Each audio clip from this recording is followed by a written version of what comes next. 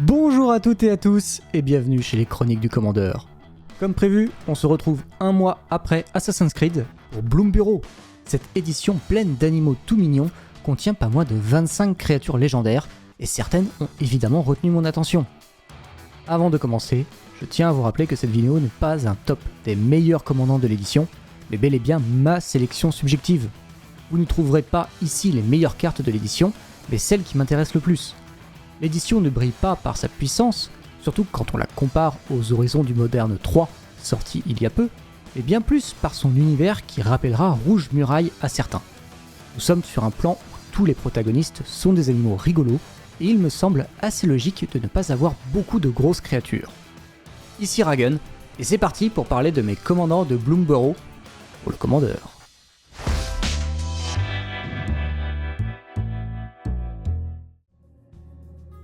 On commence avec un gros animal, Beza, le printemps bondissant. C'est donc un élan et élémental 4-5 pour 4 manas dont 2 manas blancs et une seule longue et intéressante capacité d'arriver sur le champ de bataille. Déjà, vous remarquerez que Wizards a décidé de changer la façon d'écrire ce texte. À partir de ce set, les créatures n'arrivent plus sur le champ de bataille, elles arrivent. Un point, c'est tout. Sans doute une façon de gagner de la place sur les cartes, vu la longueur des textes de nos jours. En arrivant, donc, vous créez un trésor si un joueur a plus de terrain que vous. Vous gagnez 4 points de vie si un adversaire a plus de points de vie que vous. Vous créez 2 poissons si un adversaire a plus de créatures que vous. Et vous piochez une carte si un adversaire a plus de cartes en main que vous. Comme à son habitude, le blanc rattrape son retard, à la condition d'être réellement derrière et pas juste dans l'esprit de vos adversaires. Rien de bien nouveau ici. Linvala, la préservatrice par exemple, nous proposait déjà ce genre de choses il y a 10 ans. La vraie différence se joue sur la partie contribution foncière de la capacité. En effet, créer un trésor ne vous fait pas techniquement rattraper votre retard sur les terrains, même si vous récupérez bien du mana à utiliser plus tard. Vous n'avez plus qu'à refaire arriver Beza sur le champ de bataille pour récupérer encore un trésor et recommencer. La suite logique est le blink infini. En mono blanc, la mise en place est complexe. Il va falloir également s'assurer qu'un adversaire a assez de créatures pour générer les 2 jetons en arrivant. Avec ça, Hôtel d'Ashnod et Supplanteur Eldrazi partent en boucle. Il ne reste plus qu'à jouer une condition de victoire, du genre d'une Soul Sister, pour avoir une infinité de points de vie, et on finit avec un réservoir de flux éthérique. Comme je le disais, pas facile à démarrer, mais avec un joueur qui a plus de cartes en main que vous, vous allez aussi piocher, et vous devriez trouver vos pièces de combo assez facilement. Dans un autre style, je vous propose Kitsa, élite de l'Outreballe. Cette loutre ressemble beaucoup à Rona, héros de l'invasion, mais également à Stellali, l'élément imprévisible. 2 cartes que j'affectionne particulièrement en CEDH. Une 1-3 pour 2 manas, dont un bleu, c'est un looter. Une créature avec une capacité qui vous fait piocher, puis défausser. Comme Rona, mais en se payant le luxe d'avoir la vigilance et la prouesse. De plus, un peu comme Stellali, vous pouvez copier un rituel ou un éphémère si Kista a plus de 3 de force. C'est-à-dire si vous avez lancé au moins 2 sorts non créatures ce tour-ci. Malheureusement, cette seconde capacité coûte 2 manas, ce qui va limiter grandement le potentiel de combo. On notera quand même la synergie évidente avec inversion dramatique, 2 cailloux à mana sur votre champ de bataille et 2 manas de plus pour lancer la machine, et c'est parti. On ajoute un archimage émérite, et paf, ça fait des choco-cartes. Comme pour le commandant précédent, je vous laisse choisir comment gagner la partie à partir de là. Vous avez le choix. Oracle de Tassa ou Zénith de Bleu Soleil feront très bien l'affaire par exemple. Je vois quand même un vrai défaut à cette loutre qui l'empêchera de briller en CEDH comme les commandants dont je parlais plus tôt. Sa couleur. Le bleu est très bon en CEDH, mais néanmoins rarement joué seul. C'est plutôt une couleur de soutien, couplée au noir ou au rouge. Malgré mon amour pour sa bouille toute mimi, je la réserverai donc à des tables de niveau un peu moins élevé, mais tout de même respectables. J'espère que la vidéo vous plaît pour le moment. Si c'est le cas, n'hésitez pas à le dire en commentaire, en n'oubliant pas qu'un pouce en l'air et un partage, ça aide énormément la chaîne. Et bien sûr, abonnez-vous si ce n'est pas déjà fait. N'hésitez pas non plus à nous suivre sur Facebook et Twitter pour ne rien rater de nos actualités et à nous rejoindre sur Discord pour discuter Magic avec nous. Enfin, les Chroniques du Commandeur, c'est également une association et vous pouvez la rejoindre si vous le désirez. C'est une autre manière de nous soutenir et de nous permettre d'améliorer notre matériel pour les streams mais aussi ceux de nos déplacements pour caster des tournois dans toute la France. Profitez de ces moments-là pour venir nous dire bonjour. Trêve de réclame, on enchaîne sans plus tarder avec Madame Bourdefleur. Cette lapine est une 1/5 vigilance pour 4 manas, un mana générique, un vert, un blanc et un bleu. On a ici un jeu Bant qui aime être gentil avec vos adversaires.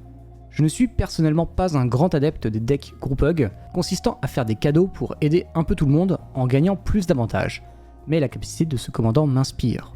Quand vous lancez un sort, un adversaire piochera une carte et vous mettez un marqueur sur une créature ciblée qui aura le vol jusqu'à la fin du tour.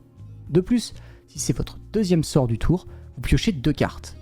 Il y a un thème aujourd'hui, il faut croire, car là encore j'ai immédiatement envie de jouer une combo infinie pour faire piocher jusqu'à la mort mes adversaires. Le jeu de couleurs donne accès à de la protection, par exemple un grand abolisseur pour protéger la combo. Mais cette combo alors?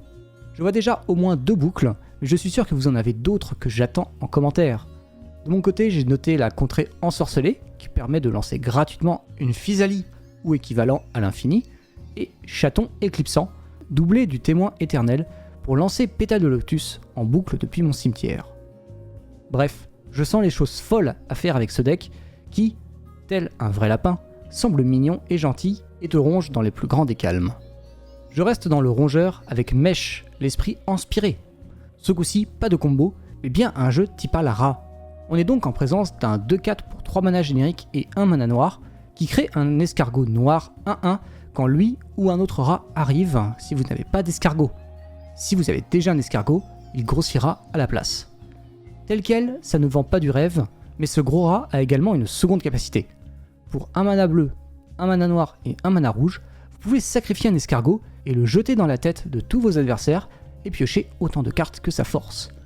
On notera déjà l'ajout de 2 couleurs à la stratégie type rat, historiquement en noir. De quoi apporter un vent de fraîcheur à la stratégie. Côté rouge, je vous propose des choses comme Purphoros, dieu de la forge, ou secousse d'impact, pour commencer à grignoter les points de vie de vos adversaires passivement. Ensuite, le bleu va vous donner accès à des contre-sorts, ou la fameuse et détestée faille cyclonique, pour protéger votre champ de bataille. Bien évidemment, je n'oublie pas la couleur historique avec ses lords attendus comme Ronge-Moelle, Seigneur Grouilleur roi des égouts, ou encore Seigneur Ogre de quartier insalubre.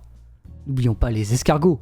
Au vu du nombre de créatures que génère cette stratégie, on aura très rapidement un énorme escargot à sacrifier pour creuser son avantage. De quoi se refaire une main en cas de besoin, voire simplement de tuer nos adversaires en faisant des dégâts massifs.